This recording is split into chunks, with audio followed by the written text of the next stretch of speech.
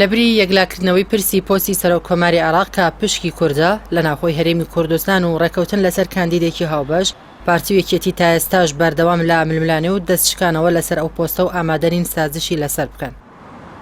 بەڕای چاودێرانی سیاسی لەسەر پرسی کاندیدی سەرۆکۆماری عێراق دەبوایە پارتی و یەکێتی بەر لا پەنابردن بۆ لایەنی دەرەوەی هەرێمی کوردستان و وتووێژ و بەستنی هاوپەیمانی لەگەڵ لایەنی شیعە ئەو پرسیان لە ناوخۆی هەرێمی کوردستان یەکلا بکردایەتەوە، تاوەکو هەمیشە پارتی و یەکێتی با پێداگر لەسەر ئەجەندای حیزبی و کوردیش وەکو پەرتەوازە و ناکۆک دەرنەکەوێت.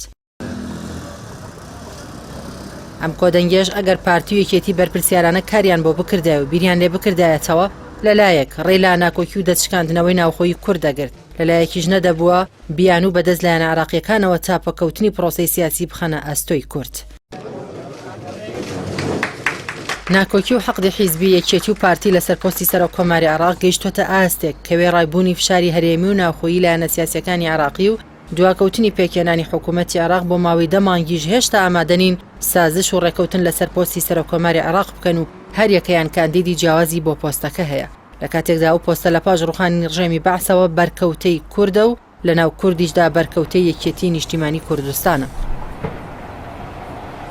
بەڕای چاودێرانی سیاسی پۆستی سەرۆکۆماری عێراق کە بە عادەتی سیاسی پشک پشکێنە لە عێراقدا پشکی کووردە و دەبێت ئەو پۆستە بۆ خزمەتی گەلانی عێراق و بە تایبەتی پرسی کورد لە عێراقدا بەکاربهێنرێت، بەڵام ململانێ سیاسیەکانی یەکێتی و پارتی لەسەر ئەو پۆستە پشکینەتەوەی لە پۆستی سەرۆکۆمەردا ماڵیوە و ئەو پۆستە سیادەی لە عێراقدا کردووە بە بەشی حیزبی.